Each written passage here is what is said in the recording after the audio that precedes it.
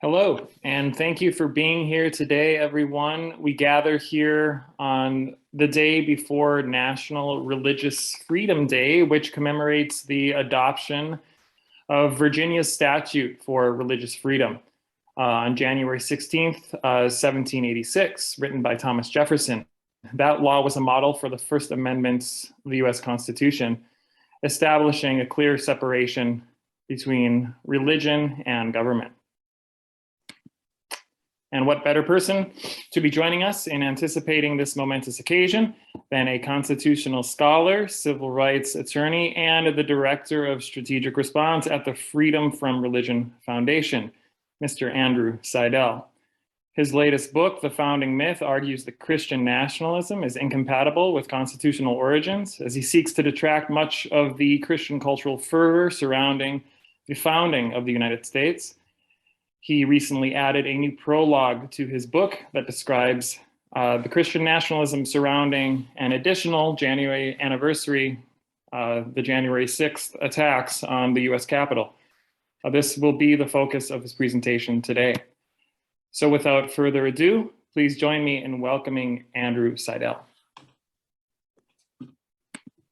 Well, thank you for that warm introduction, John. I really appreciate it. And it's not often that you choose a subtitle for a book and then the subject runs out to prove you right. But a year ago, Christian nationalists attacked American democracy, and they attempted to overturn the results of a free and fair election. And they proved beyond all doubt that Christian nationalism is un-American. And that is the subtitle of the book. It's The Founding Myth, Why Christian Nationalism Is Un-American. So it's really remarkable for me to watch that unfold. And for those of you who have heard the term Christian nationalism but aren't quite sure what it is, Christian nationalism is the claim that America was founded as a Christian nation, that we were based on Judeo-Christian principles, and most importantly, that we've strayed from that foundation, that we've gotten away from those godly roots. And they use the language of return, and they exhort their followers to get back to America's godly foundations, to take the country back to those foundations, to make the country great again. And for a long time, Christian nationalism was treated as a historical debate. Was our nation really founded as a Christian nation or not? But Christian nationalism ripped off its mask, showing that it is not a scholarly debate about how America was founded, but a violent exclusionary movement bent on seizing power in the here and now. That insurrection on January 6th launched a conversation that some of us, Andrew Whitehead, Sam Perry, Catherine Stewart, Robbie Jones, Chrissy Stroop, Sarah Posner, Michelle Goldberg, Jack Jenkins, Jeff Charlotte, and many more, that we had been having on the margins, and it launched that conversation into the mainstream. And since that day, I have been scouring photos and videos and watching court hearings and reading through all the court cases. And, just dipping your toe into this world is alarming, but I have immersed myself in it. And I am more convinced now than ever before about the role that Christian nationalism played in attacking our democracy. And I'm sure that many of you, like me, watched in horror as that assault unfolded. But I want to just set the stage a little bit. I just want to remind you of some of the Christian nationalism from that day. And actually, let me first remind everybody to mute themselves. So let me just remind you of a little bit of the Christian nationalism from that day. Paula White began that day with a prayer. And then in true Christian nationalist fashion, she actually added the United States of America to the Lord's Prayer that is written down in Matthew 6. So she added America to a prayer that, according to the Bible, Jesus himself prescribed and crafted. And it's actually in that same chapter that Jesus tells people to pray in private and not in public, like the hypocrites praying to be seen by others, for instance, on a stage on the National Mall. But Christian nationalists always seem to ignore that biblical command. So that rally that began with prayer ended with Trump calling on his mob to march to the Capitol. And his last words that day were the same words that Nixon used to distract the country from Watergate. God bless you and God bless America. First time a president did that was Richard Nixon in the Oval Office trying to distract the country from Watergate. That's in the book.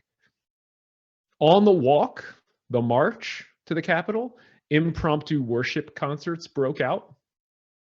On their march to the Capitol, the Proud Boys were hailed as God's warriors, and they knelt in a prayer, and it was full of typical Christian nationalist rhetoric about restoring the nation. They marched, and then they attacked. One attacker carried a Christian flag onto the floor of the US Senate. He was filmed rifling through the senators' desks. He has still not been caught. He's still not even been identified. The absurdly self-proclaimed QAnon shaman led a prayer in the Senate about patriotism, Jesus, restoring the nation, and ended that prayer in Jesus' name. One of those praying insurrectionists gave an interview later, and he talked about that prayer, and he said, speaking of the Senate, we consecrated it to Jesus. That to me is the ultimate statement of where we are in this movement. And he is not wrong. It is the ultimate statement of where they are in that movement. A third praying insurrectionist posted a video saying, I just wanted to get inside the building so I could plead the blood of Jesus. That was my goal. And then he spends 40 minutes filming himself, recounting every action, most of it pleading the blood of Jesus. But he attributes every action that he had to a dialogue that he was also having with Jesus at the time. And he recounts this dialogue in the video. God told him to do it. He also said that he would start a prison ministry when he was sent away for his crimes. Another insurrectionist, sipping a post-assault beer, told her social media followers why she attacked the beating heart of democracy. This is what she said. To me, God and country are tied. To me, they're one and the same. We were founded as a Christian country, and we see how far we've come from that. She ended, we are a godly country, and we are founded on godly principles.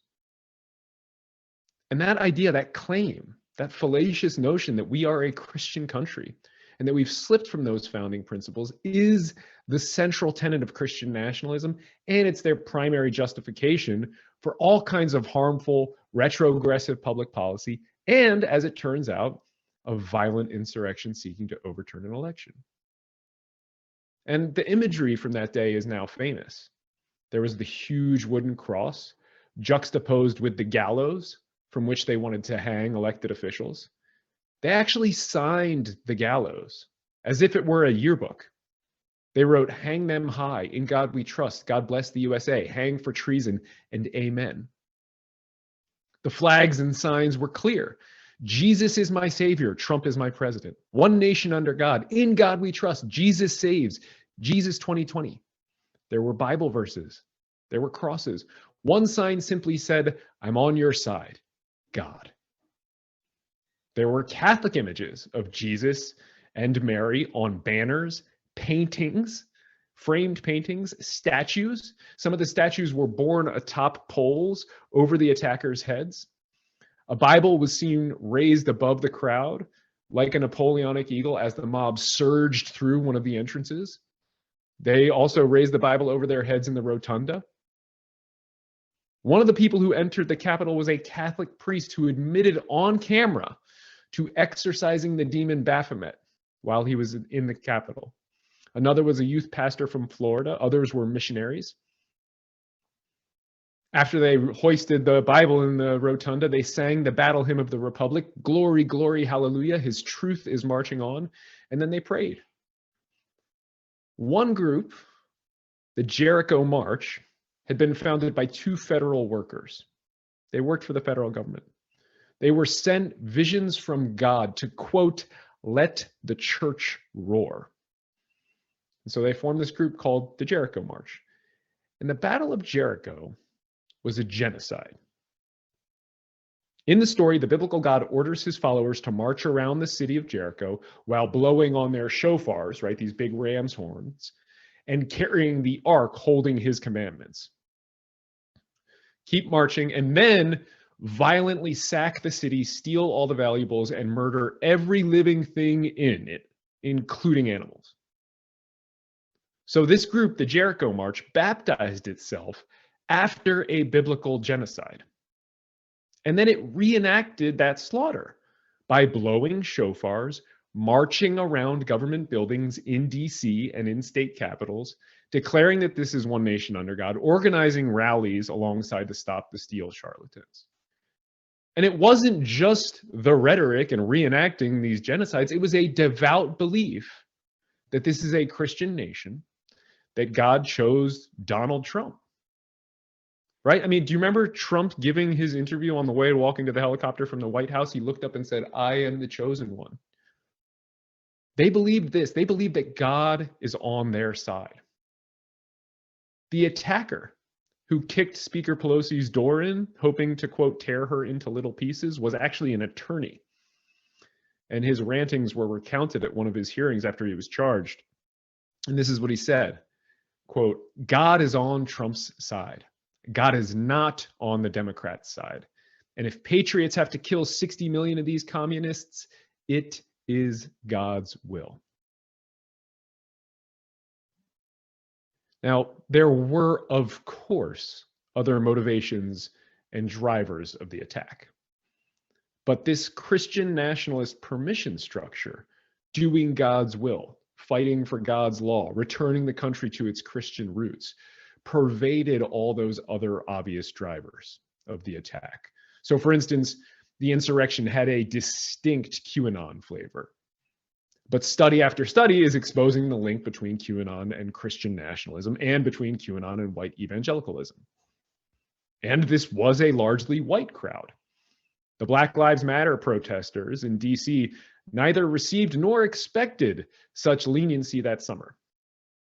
Right? Remember what Trump said? "When the looting starts, the shooting starts," Trump warned in May 2020, quoting a phrase that's got a very long and very racist history. Trump had those peaceful protesters gassed, beaten, and brutalized with rubber bullets so that he could walk to a church and pose with a Bible for a photo op.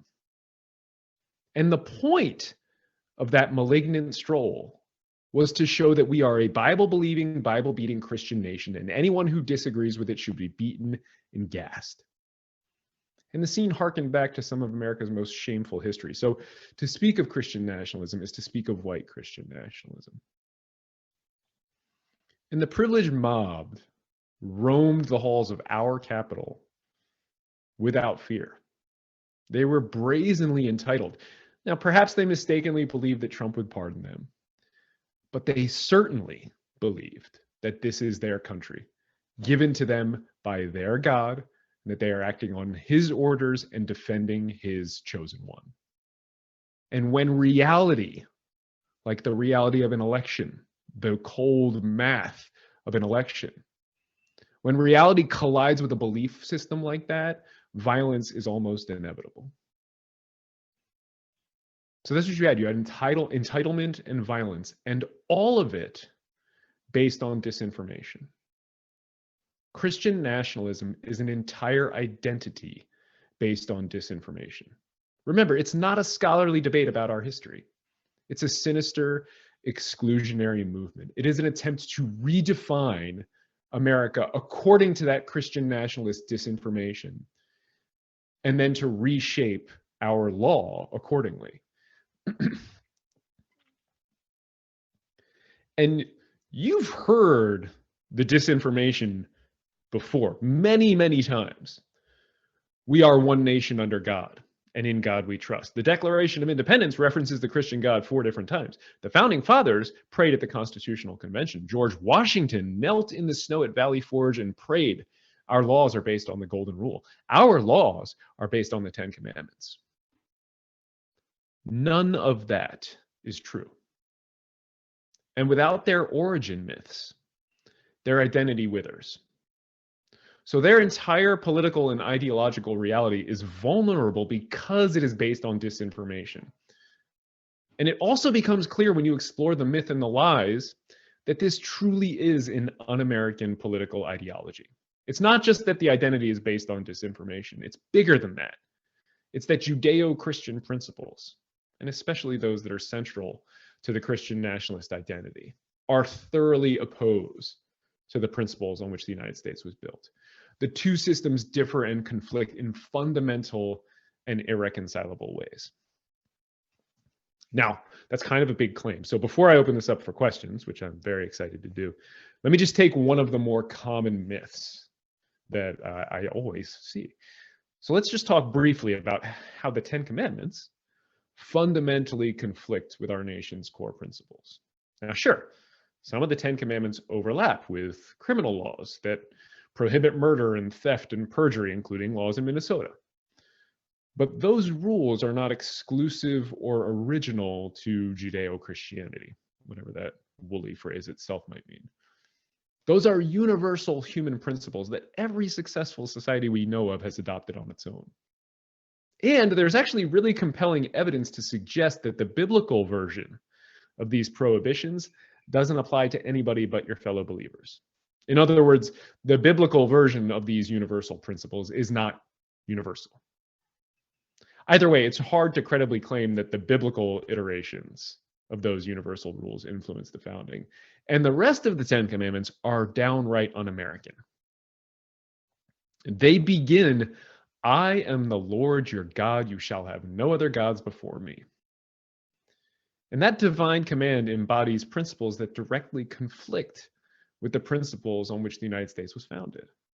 No law can tell an American to worship a god, let alone which god. Americans are free to be godless, as I am and a growing number of us are, or if you wish, you could worship every god from every holy book, or pick something in between on the spectrum. And the commandments continue in this un-American vein. They prohibit free expression and art, graven images or idols. They prohibit free speech, taking the Lord's name in vain, and they sanction slavery twice. The Ten Commandments even promise to punish innocent children, quote, to the third and fourth generation, if the parents are brazen enough to exercise the religious freedom that is guaranteed in the First Amendment of the US Constitution. Yeah, if you exercise your religious freedom under the Ten Commandments, your children, grandchildren, great-grandchildren, and great-great-grandchildren are all punished. The 10th commandment is perhaps the worst. It condones slavery, treats women as chattel, and criminalizes thought. And incidentally, most of the 10 Commandments monuments that you see in public places edit out these more horrific parts. So if you go to Denver or Austin, there are these 10 Commandments monuments up at the state capitals. I think there's one somewhere in Minneapolis. But if you go and look at them, the stone monuments have actually been edited to excise some of the more horrific parts of the 10 Commandments. So just think about what a damning statement that is. We are using our morality to cut out the immoral parts of the 10 Commandments, including the two mentions of slavery and punishing innocent children. I mean, it's an admission that we are more moral than God's most moral laws, according to the stone monuments that they put up. Now, the comparisons between Christianity or Judeo-Christianity, again, whatever that term might mean, and the American constitutional system continue like this. And I could list more. I could list many, many more. So I want to get to questions, and I'm going to start wrapping this up. Let me end by saying this. We can beat Christian nationalism. We can beat it. We can relegate it back to the fringe whence it came by exposing the disinformation that feeds this identity.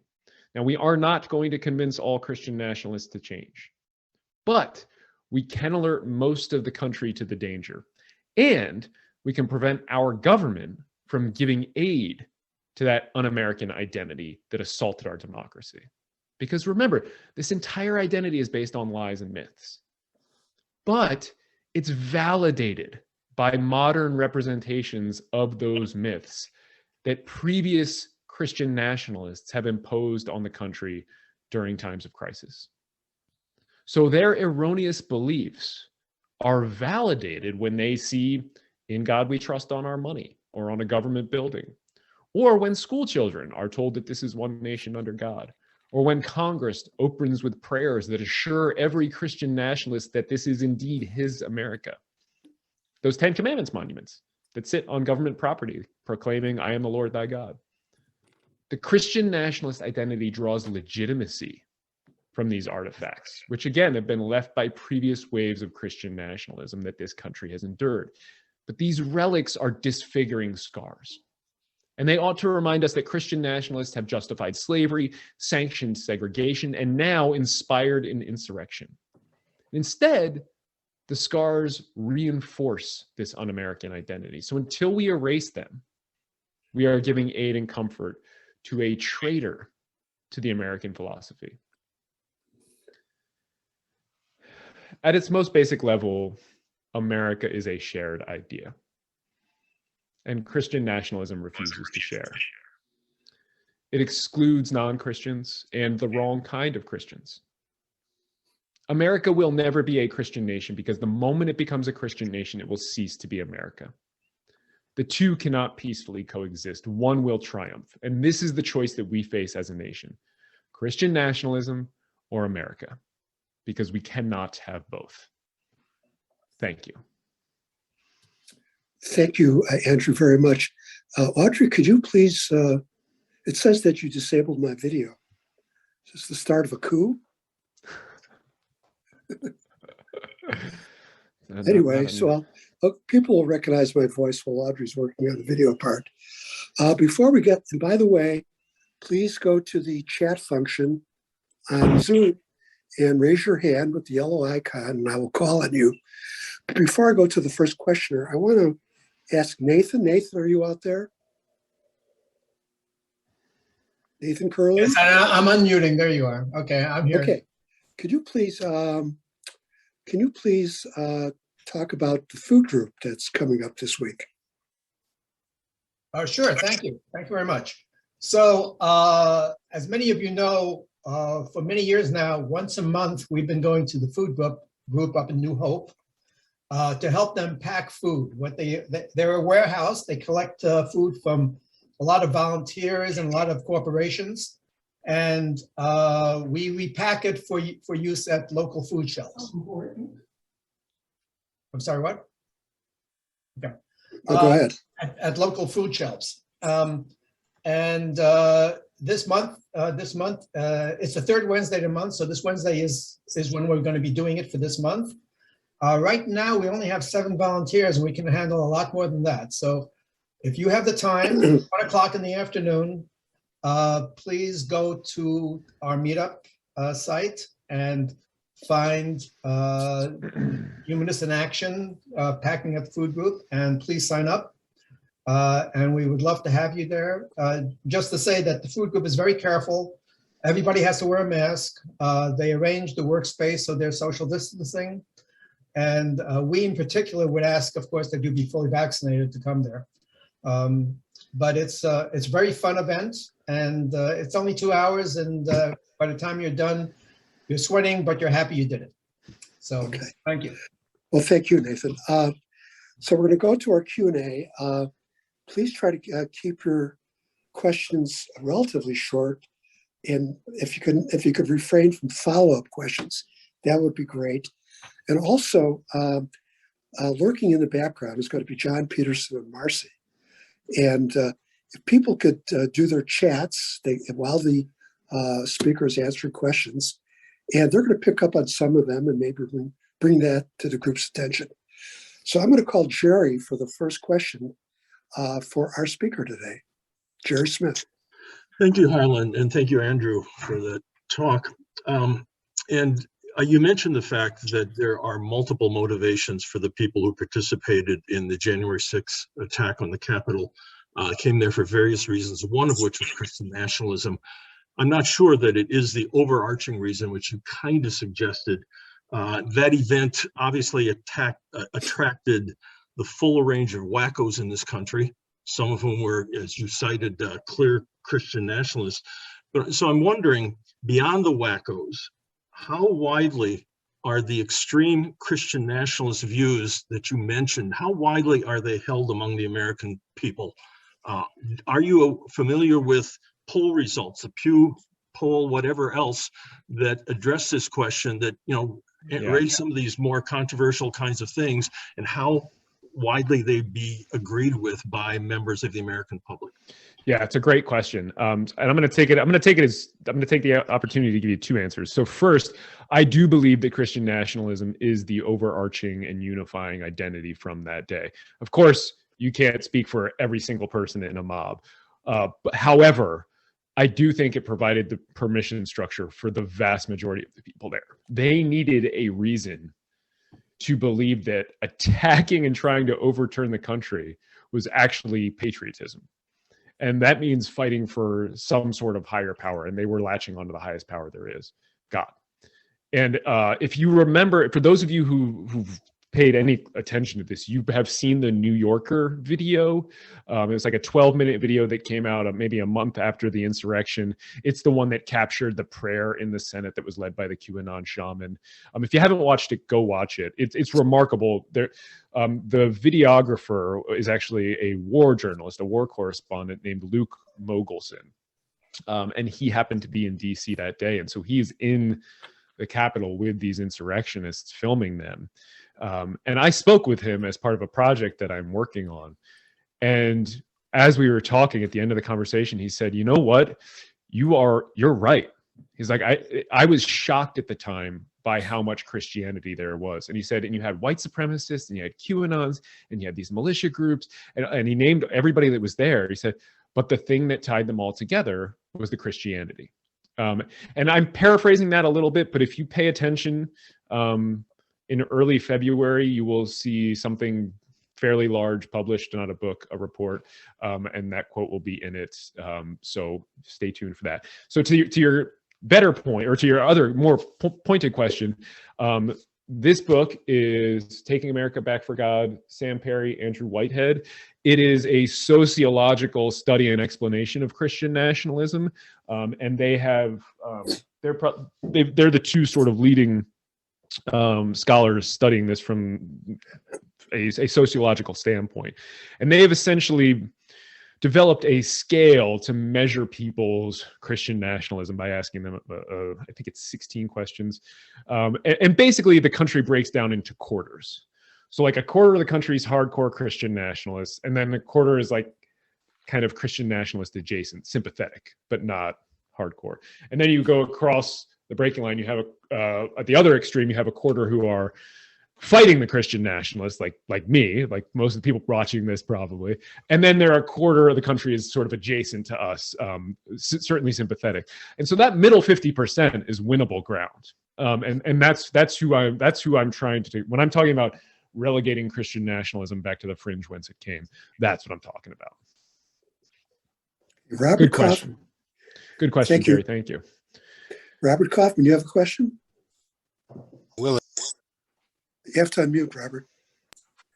How about now? Can you hear my voice? Yes. Yes. Okay, great. Hi, Robert. So how you doing?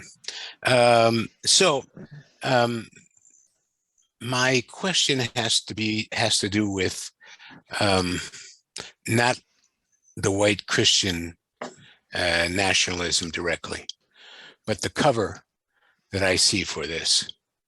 So it doesn't seem to me that we're going to make much headway going head on with white Christian nationalism. And the cover that I see is people that I know, many people that I know, who don't even see this.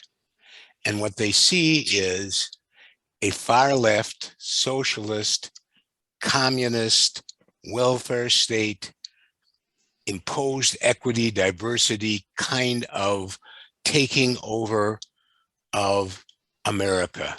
In fact, to be honest with you, when you say at the end of your presentation that we could either have white Christian nationalism or America, it sounds to me much like what I might hear one of those people say about what we could have if we let the far left, whatever that means, take over America. They also are focused on something called critical race theory, which is, and so I'm not hearing the question, Robert. I'm so sorry. Yes. okay, so my question is, how do we deal with that?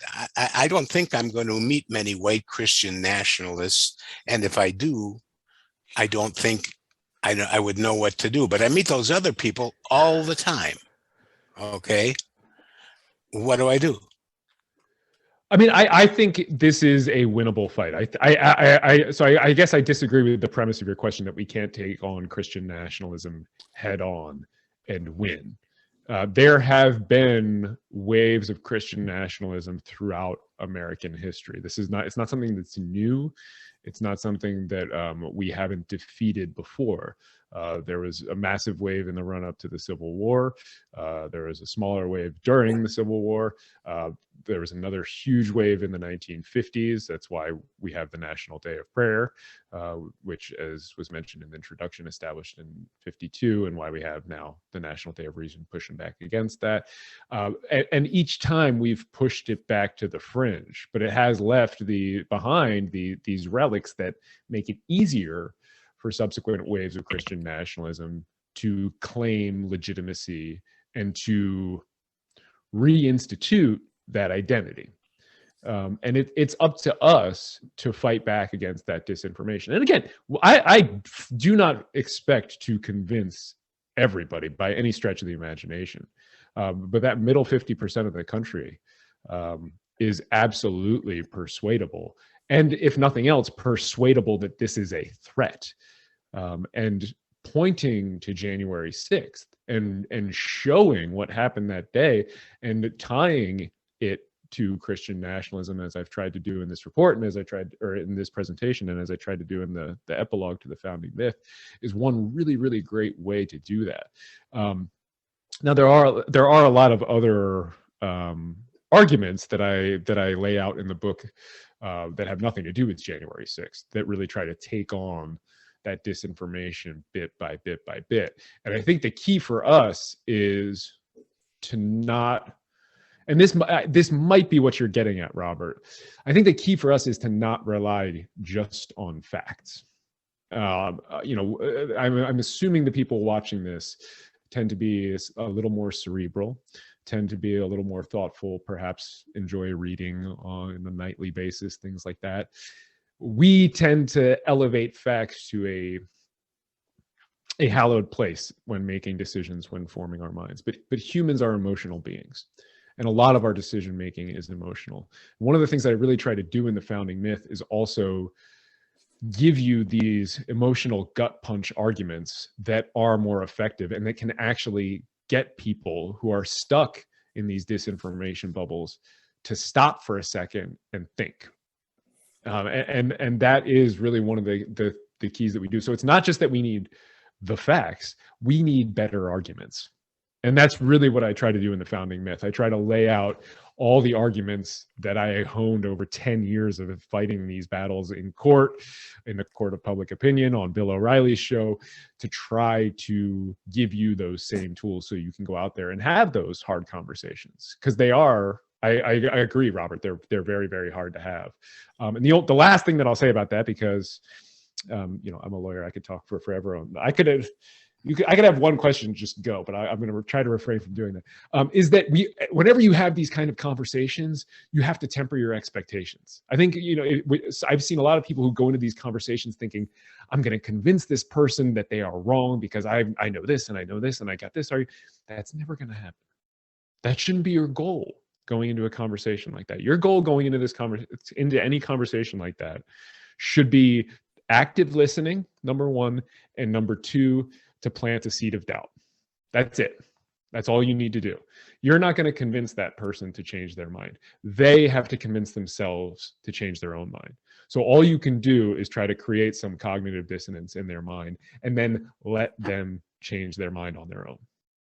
So Thanks for yeah, I answering hope my that question. that was helpful. Yeah.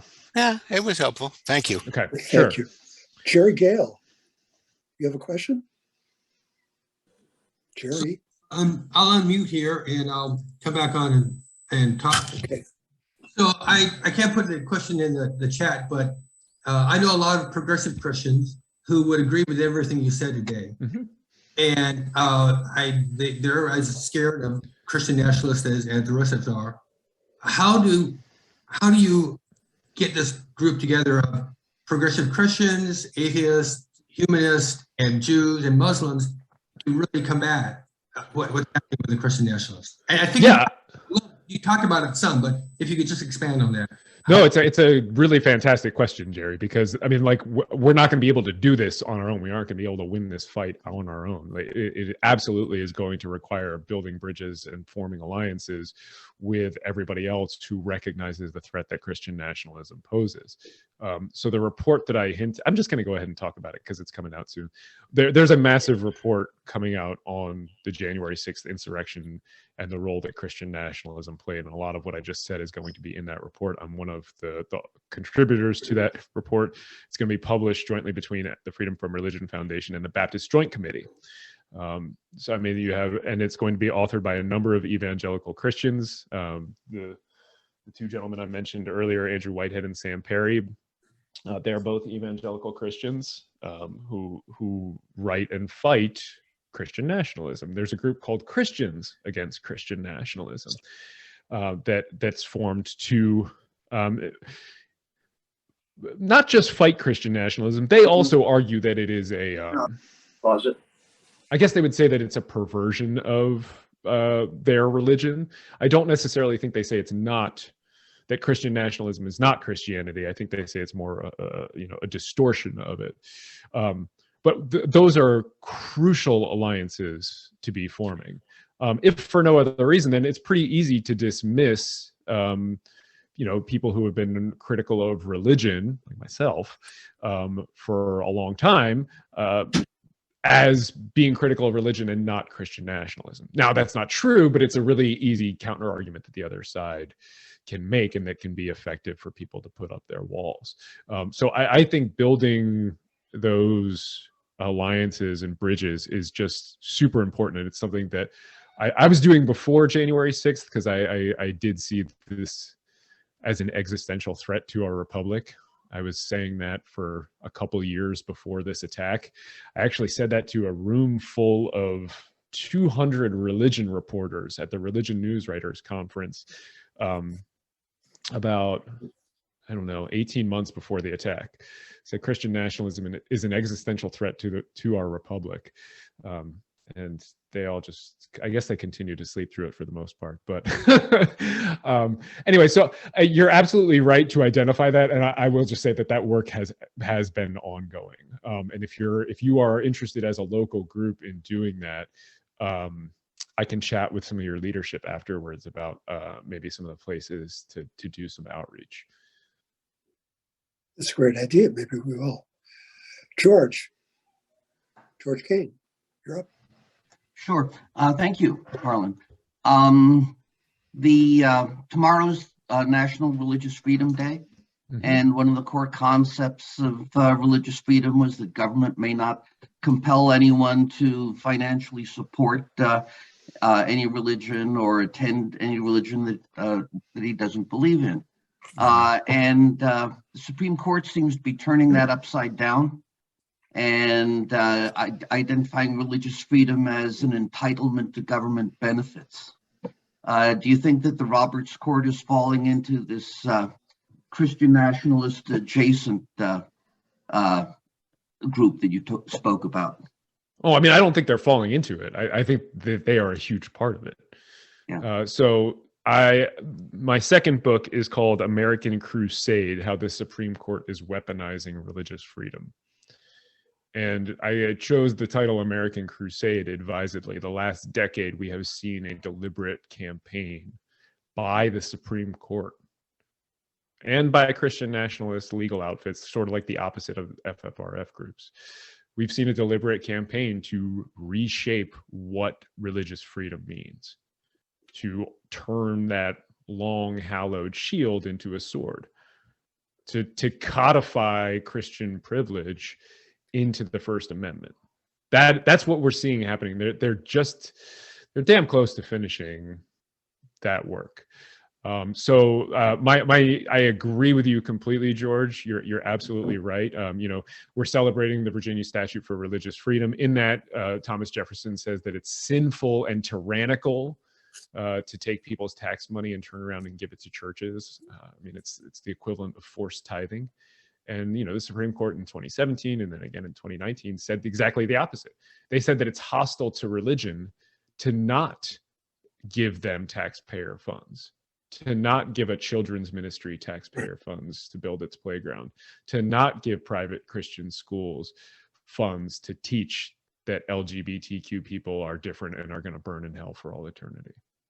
Right? They are using the coercive taxing power of the government, taking money out of our pocket and putting it in the church coffers. That is like one of the fundamental reasons the founders chose to separate state and church, to implement these protections. And the Supreme Court just completely turned it on its head, as you said. So what I do in the new book is I look at all of those cases over the last decade in the context of this larger push and explain why the court was wrong, but that they knew what they were doing was wrong, and they are doing this deliberately. And so that's not going to be out for another. We don't have a firm. There's an international paper shortage in the publishing world, and so they're reluctant to give me a firm date, but it'll probably be late summer or early fall is what they're thinking right now. So you can stay tuned for that, and there'll be a lot more information in there. Yeah, it's probably Joe Biden's fault as well. Anyway, Molly Wilbur-Coe, do you have a question? You have to unmute, Molly. Yes, I do. Thank you very much, Andrew, for your presentation. And I have not read your books. I know I need to. Heard several friends say they're very good. Yeah, my question is, do you have it in the book? Do you see, when you talk about Christian nationalists, I want to hear if you connect that with fascism.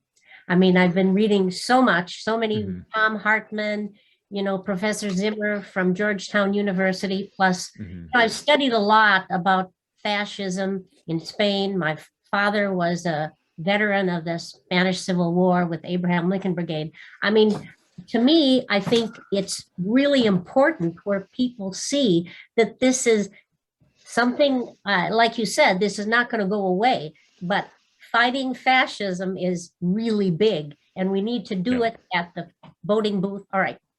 Absolutely. No, I agree with all of that. And I just interviewed a German scholar. She's a historian of fascism. Her name's Annika Brockenschmidt, and you can find her interview on Religion Dispatches. Maybe somebody could find it and stick it in the chat for me while I'm answering this. But Annika Brockenschmidt, and she wrote a book. It's only in German for the moment, but it will be hopefully getting a translation in English. But that interview was harrowing for the exact reason that you've identified. We talked a lot about the analogy to Germany in the 1930s and how close things are to not just falling apart in this country, but really ending up with fascism straight up. Now, I didn't get a chance to do a deep dive into that in the Founding Myth for word count purposes. When I got to do the epilogue for the paperback version, which just came out a couple weeks ago, they initially gave me 3,000 words, and I wrote 40,000 for the epilogue based on just what happened on January 6th. So I had to cut a lot of it out, unfortunately. But one thing I do want to identify is that Americans get the sense of that, even if they can't quite pinpoint it, when we use the phrase Christian nationalism. So even before all of this transpired, back in 2016, in Morning Consult, which is a polling firm, did a study. And this was before anybody, except for like the few people who I mentioned at the very beginning of the talk, the few experts in this field. had heard the term Christian nationalism. And Morning Consult polled people and said, do you think Christian nationalism is a threat to the United States? And 47% of the country said, yeah, they did. So I think by using this term to describe what we are fighting, we are warning people at a gut level what is coming. So this is one of the reasons I really encourage everybody to stop using.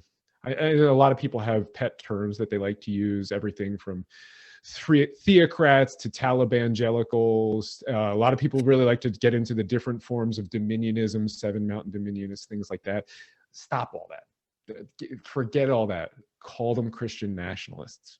That's what they are, and people understand at a gut level that as a threat when you explain it. I hope that answered your question. Okay, thank you. I think Dave was up next. Dave Rickman? My question is linked to the previous one. To what degree do you see Christian nationalism and racism linked? I.e., we're a Christian nation, a white Christian nation. Yeah, that is what they mean when they say that. And so again, in the Whitehead and Perry book, they look at that and they tease out some of those differences. So if you ask a Black Christian American what they mean by the phrase Christian nation, you get very, very different answers than what you get if you ask a white Christian American what they mean when they say we're a Christian nation. So even if you're two people using the same term, they are envisioning very, very different things. But the white Christian America, I mean, it is absolutely tied to white supremacy. Another great writer who's done a bunch of writing on that topic is Robert Jones. He runs PRRI, which is another polling firm that looks at religion in public life. He also wrote, I believe it's called White Too Long, which is about Christianity and its problem with racism. Another fantastic book is called White Evangelical Racism by Dr. Anthea Butler, who's at the University of Pennsylvania. They dive into all of this very, very explicitly. And yeah, I mean, I think they really are. They are tied part and parcel. And I get into a lot of that history in the founding myth. One of the things I argue is that the Civil War was actually largely a religious war, even though that's not talked about very much anymore.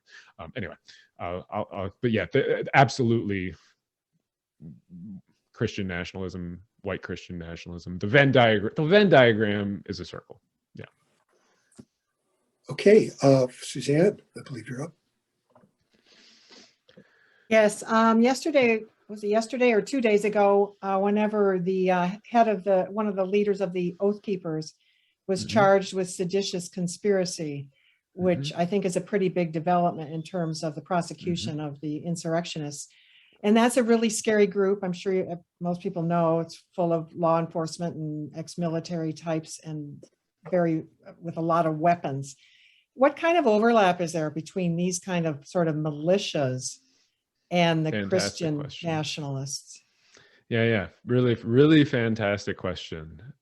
So yeah, first of all, this is a big development in the charges regarding January 6th. So I'm just going to put on my nerdy lawyer hat for a second here. We've arrested and charged over 700 people now in connection with the attacks, and that's amazing. If you've been paying attention, it's mostly low-level people. Attorney General Merrick Garland gave a speech on the anniversary, and if you're familiar with criminal prosecution and the way a big prosecution like this would work, there were a lot of hints in there that things like this are coming. Because one of the things you do, if you ever watched a mob movie or The Sopranos, you kind of understand this too. You always go for the low-level people first, right? You go for when you're doing this, you go for the easy ones first, and you use them to build the case, to line up evidence. You get them to admit things. Yeah, of course Trump told me to attack. Why else would I have been there? Stuff like that. And that allows you then to go after more higher level folks successively, right? So we're starting, this is the beginning of kind of that second phase, I think is what we're seeing. So yeah, Stuart Rhodes, Well, let me give you, here's just an example. I mentioned the Jericho March in my talk. So the Jericho March, again, it's this organization that was formed after the election was lost by 2 federal workers. They believed God was telling them to form this organization. They formed it to help overturn the election. And they hosted a huge rally on December 12th called the Let the Church Roar rally. They hosted it on the National Mall in DC. And then they also had sister rallies at the various state capitals of the swing states. And they marched around the buildings. They blew their shofars. They had speakers come out. They had huge prayers together. They had Jesus Save signs. They had Christian flags, all of it. They did the same thing in the lead up to January 6th, including on the day before. There were a lot of rallies. There were other groups organizing it too. It wasn't just the Jericho March. In fact, the preacher who burned my book, a guy named Greg Locke, was at the rally on the night of January 5th, taking the stage in place of Enrique Tarrio, who is the founder of the Proud Boys. Tarrio wasn't allowed to be in DC. He was actually barred from entering DC because well, I'll get to that in a second. But Locke got up on stage and gave this just really virulent Christian nationalist prayer for the Proud Boys, talking about how he wanted to be locked shoulder to shoulder, shield to shield with them, very militant. And then on December 12th, at the Jericho March, the Let the Church Roar event, you had people like Ali Alexander, who founded Stop the Steal, take the stage, had a whole bunch of preachers take the stage. Eric Metaxas, who is sort of this very popular evangelical Christian. He's got a huge radio show. He's written a number of best-selling books. He was the MC for the event, and Stuart Rhodes spoke. He was on stage at this prayer rally on December 12th speaking, and he told the country to expect a bloody war, and that it would be better if it happened now while Trump was still commander-in-chief than afterwards. Let's get into it now, he said. And then you have Eric Metaxas, the popular evangelical radio host and author, coming onto the stage saying, this guy's keeping it real, God bless him, after he's finished up. Okay? And that night is the night that the Proud Boys marauded through DC, that they stole the Black Lives Matter banners, that they burned them, that people were stabbed and arrested. I mean, this violence was so predictable if you were paying attention. So yeah, I mean, the ties are pretty clear. Another, well, no, I'll leave it there. I could go. I mean, I could continue. I think that's enough of a clear line for the moment. There's so much more I could say. And Harlan, I just want to interject here with some questions from the chats, because I think one of them from Marcia here, or Marcia, excuse me if I'm pronouncing that incorrectly.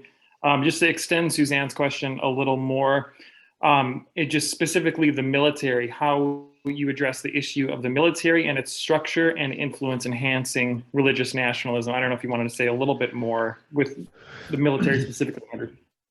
Yeah, I mean, that's actually a really big problem. There are some very serious strains of Christian nationalism that run through our military. I mean, also at the Jericho March on December 12th was Michael Flynn, who was like this kind of, I hesitate to use the phrase rock star, but I don't know what else to call him in this Christian nationalist, stop the steal, overturn the election movement. And a big part of it is because of his military service. He's got a brother that's still on active duty. Actually, I'll not talk about him at the moment. But there are serious problems with Christian nationalism in the military, and with the imposition of religion generally in the military because of the command structure and the vulnerability of people. And you have this really powerful chaplain corps that is mostly Christian, largely evangelical Christian, and that often uses their power to impose their personal religion onto service members that don't really have a choice in the matter. So that is, I mean, that's a huge problem, Marcia, that is that really needs to be dealt with, and that nobody seems to have the appetite for. But if we're gonna beat this and relegate it back to the fringes, is something that does need to be looked at. I think it'll probably be one of the last bastions, though. Seth Engman. Want to show yourself too, Seth?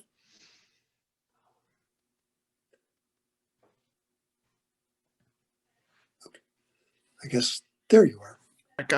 Here I am.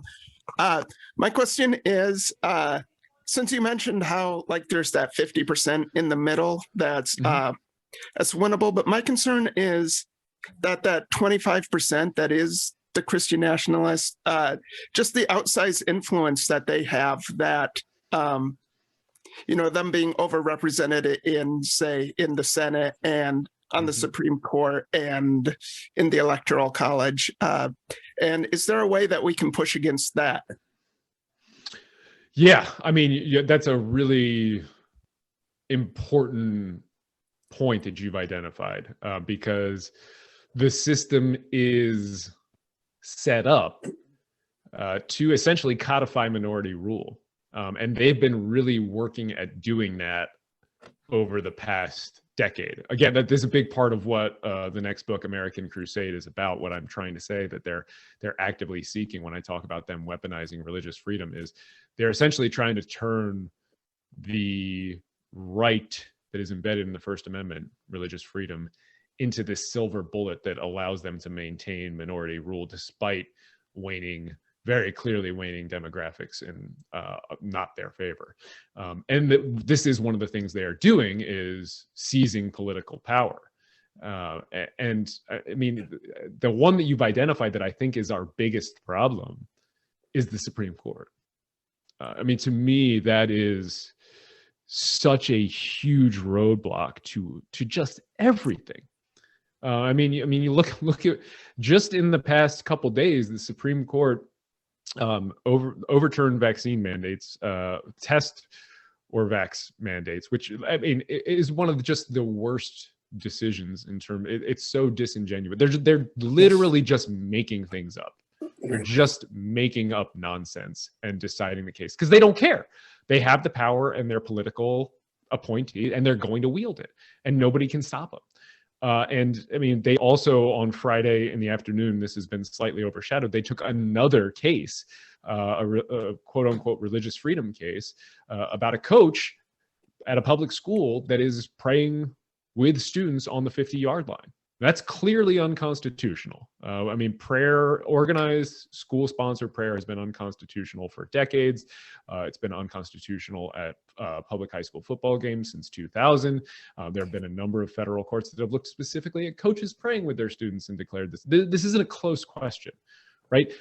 A public school employee does not have a First Amendment right to impose their religion on other people's children.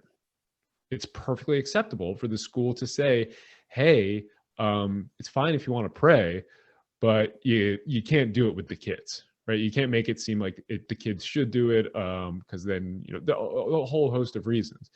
And that's really no different. He doesn't have a First Amendment right to say otherwise, right? It's no different than if we were to say, as a school, you can't actually shout obscenities at other people's children. He doesn't get to say, well, I have a free speech right. Of course I do, right? I mean, that's ridiculous. Nobody would ever buy that. Yet the Supreme Court has taken that case, and I would bet all the money I have that they're going to decide in favor of that coach. I have no doubt about it. And that is opening up the door for any public school employee to claim that they have a religious freedom right to impose Christianity on other people's children. I mean, the public schools, which have been sort of the last stronghold of the separation of state and church, are probably going to fall in the next 6 months. So, I mean, to me, you're absolutely right to identify this. And if that sounds dark and scary, it should. We're not going to win this fight in the courts anymore. And I say that as a constitutional attorney. We are going to win this we're going to win this fight in the court of public opinion with demographics and by seizing political power back from those folks. I mean, that is the only way to do it. And one of the things that I always try to do in these talks is every single person here watching this, at least if you mostly agree with me, I guess, if you disagree with most of what I said this does not apply to you. Everybody watching this, otherwise, run for office, run for something. I mean, that is, the other side is doing that. They are running for every single public office out there. They're working to take over school boards. They're working to take over election boards. And I know a lot of you are probably sitting there thinking, well, I'm not qualified to do. Marjorie Taylor Greene is a U.S. representative. Lauren Boebert is a U.S. representative. Matt Gaetz is a U.S. representative. If they are qualified, and they're not, if they can do it, you can do it. Okay?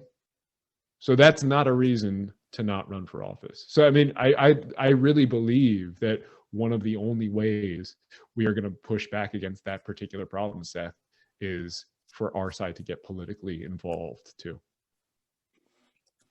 All right, thanks. Sure. Thanks, Andrew. I'm going to do some more questions from the chat here. You wonderfully answered Stephanie Schwinn's question with the football. That's great. Thank you.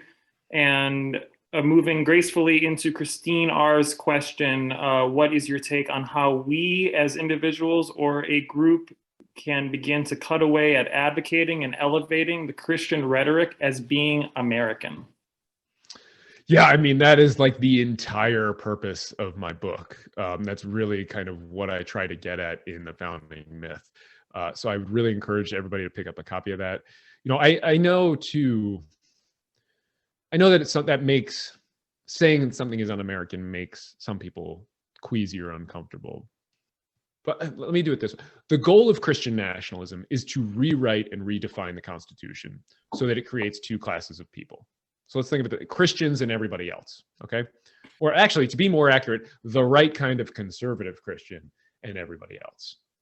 So this is and has been the goal of Christian nationalism, to codify Christian privilege, to elevate Christians to this special favored class, and everybody else, you're second-class citizens. So what they're trying to do is to make it so that to be American is to be a Christian, and to be a Christian is to be an American.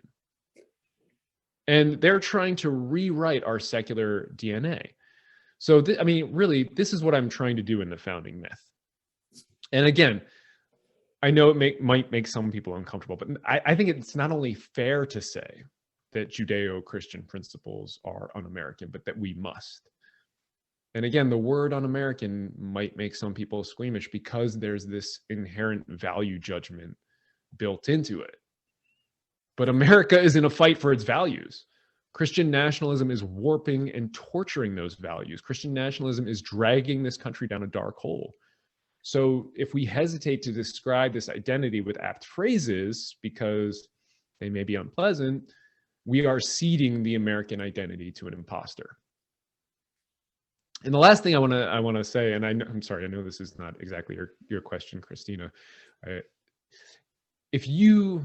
If calling Christian nationalism un-American makes you uncomfortable, remember first, patriotism has no religion. Patriotism has no religion. Now, that I'm sure made some of you uncomfortable too. So ask yourself this question. Am I uncomfortable with the American, un-American labels because Christian nationalism is already so complete, so close to completing its mission? Because they've already done such a good job of corrupting patriotism and conflating it with nationalism and MAGA hats. Have they already done such a good job of corrupting what it should mean to be an American that I don't want to use that label for myself? Because I don't think my historically accurate claim that secularism is the true legacy of the American experiment is the problem. I'm betting it's actually the former. And I don't know about you, but I don't want to cede that ground to them. You know, one of my favorite quotes of all times is from James Baldwin. And he said, "I love this country more than any other country in the world. And it is exactly for that reason that I insist on the right to criticize her perpetually." So one of the goals of the book, The Founding Myth, is to remind us who the true heirs of the American experiment are. That it's those of us who are skeptical and unorthodox and who believe that morality independent of religion can guide us, who believe that there is no freedom of religion without a government that is free from religion. We are the true heirs of the American experiment. not the Christian nationalists. Andrew, I have a question. Go ahead. In the morning, one of the websites I go to is something called salon.com. Mm-hmm. And two of the writers on that website are Chauncey De Vega and Chris Hedges. Mm-hmm. And they are not afraid to use the F word, which we talked about earlier, F word being fascism. Mm-hmm. Do you think they're doing a disservice to the free thought community in describing what's going on in America today as sort of an early fascistic movement? No, not at all. I mean, if anything, like we're less in the early stages. I mean, I think the disservice comes when, and I'm not suggesting that either of these writers are doing that. And I'm familiar with Chris Hedges' work. I've read his books, including the book On Point here. I think the disservice comes when they try to divorce that fascism from the religious elements, from Christian nationalism. That is just a huge mistake. You cannot understand what is happening without understanding Christian nationalism. You cannot explain what is happening in America without understanding Christian nationalism. You certainly can't understand January 6th or that attack or what's going to happen next without understanding Christian nationalism. And you can't stop it, is the more important part of that. So, okay. Any other questions out there or in chat? John? There is a question from Nathan from the chat. How do we get you on the major media outlets? Liberal publications hesitate to use the term Christian nationalism, but don't mind using the term white nationalism. Yeah, no, you're absolutely right that there is a hesitation. I mean, there's a huge hesitation to do anything that it can be seen as being critical of religion in any way, shape, or form. And that's problem with having a profit-driven media model, which is what most of the major networks have. You're not going to criticize 50-60% of your audience or say something that could be seen as being critical of them. So I mean, there is a coddling of religion in American media. That is absolutely something that we see happening. Now, again, Christian nationalism is not Christianity. They're not the same thing. And it is important to distinguish that. I mean, that's why you have Christians against Christian nationalism. It is a distinct beast, and it is this swirl of political and religious elements in one kind of mixture. And there's some really fascinating new research coming out now. Michelle Margolis wrote a book on this a couple of years back, and Sam Perry and Phil Gorski, who's out of Yale, have a book coming out on it called, I think it's called The Cross and the Flag. And essentially what they're trying to argue is that often, very often, especially in America these days, it is not religion that drives people's political stances, but people's political stance that drives their religion. And that's really counterintuitive for most Americans and most of the way that we understand both politics and religion and our society. But there's actually really, really compelling evidence. And I buy into that quite a bit. And I do get into this a little bit in the new book. And actually, I can give you an example of, I think that it's, it's anecdotal, it's not data. But if you look at the response to masks and vaccines in the coronavirus, in our current pandemic, right? The initial rejection of masks and vaccines was political, right? The pandemic was politicized because Trump failed to contain it. And rather than accepting any kind of responsibility, it was easier for everyone to politicize it and basically say, no, we don't believe in the efficacy. We're freedom. That was easier than admitting any sort of fault. so you saw it politicized politically first. But then later on, you started seeing religion and claims of religious freedom lining up behind that political rhetoric. And you actually saw a number of cases being brought claiming that we were made in God, that God says we were made in his image, and to cover up God's image with a mask is of the devil, And that theology is just, I mean, even for theology, that's just nonsense, right? You wear clothes. So that what you're saying just doesn't make any, theology was being changed to catch up with the political stance. They were reverse engineering their religion to match their politics. So anyway, I've veered away from the question because I just find that absolutely fascinating. So I don't know how to get onto those mainstream media shows. I'd be more than happy to appear on any. If anybody's got any contacts, feel free to set it up. I'd love to do it. Well, Andrew, I know you have to see watch your kids in the next few minutes. Start watching them. But Marcy has her hand up. Marcy? Yeah, just real quick, Andrew. All of this is really scary to me, but I kind of wonder about the dog chasing the car issue here. Is I understand what the Christian nationalists want, but and it sounds like, oh gosh, we're screwed. They might get at least a lot of what they want. Then what happens to the rest of us? What do you think they want to happen to progressive Christians, Muslim, Jews, secular folks? I mean, are they going to put us in camps? What do you think the ultimate goal is overall?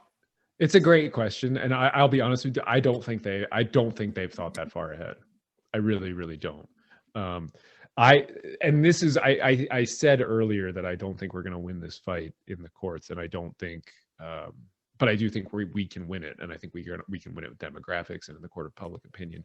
And that's part of what I mean, is they haven't thought it through. And there is going to be a rebellion against the codification of minority rule. I mean, that's not going to stand for long. I mean, they're about to alienate half the country when they overturn Roe. That is coming. And we know that Americans support abortion rights in overwhelming numbers. I think things like that are going to drive people farther and farther away, not just from Christianity and Christian nationalism, but from religion in general. And I also think that is going to coincide with another tipping point that is coming. And that is this. For the longest time, Americans have conflated Christianity with morality. So when somebody calls you and says, what religion are you? People say, oh, I'm a Christian. Because that's the default. I'm a good person, so I'm obviously a Christian. And that default is changing, especially with people 40 and under. The default is, I'm not religious. And then if you dig down, they say, well, yeah, maybe I believe in God, or well, maybe I'm spiritual, things like that. But it's apathy towards religion in general. And what we are going to see happen is that the default is going to shift for the majority of the country soon. And the more that happens, the more it's going to encourage others to do the same. And this is not just an Andrew Pett theory. I've talked about it with a number of including Sam Perry, actually. And there seems to be a general agreement that this is coming, that we're going to hit some sort of tipping point where the default is going to switch from being Christian to being nothing. And you combine that with the active repelling that the Christian nationalists are doing by assaulting our capital, by overturning Roe v. Wade. I mean, list everything they're doing. Trump. I think we are. The only way I can phrase it is just, I think it's just going to be an out and out rebellion against it, and I mean it's going to be a very tumultuous I don't know how long, decade? I don't know. Maybe that's the long version of it. But I think we're going to come out of it a significantly improved country. And the other option is on the table. This is what I was hinting at in the last few lines of the presentation, right? Like, we might not come out of it, America. We might come out of it, and maybe they can institute fascism in America, and I don't know what that looks like. But I'm here to fight, and I believe we can come out of it a stronger, better, more equitable country, and that's what I'm going to be continuing to fight for. Well, on that optimistic note, thank you so much, Andrew, for the presentation. It was wonderful. And I'm going to run, I don't know about some other people, but I'm going to run over to Amazon after today's program. Oh, Marcia says don't go to Amazon. Anyway, I'm going to try to get his books, so one way or the other. And I hope other people on this call do too, on this program also. I recommend bookshop.org. Bookshop.org supports your local independent bookstores, but it allows you to order online and do all the easy stuff just like Amazon. So it's a really great place to get all your literature from. Okay. Well, now after this wonderful presentation by Andrew.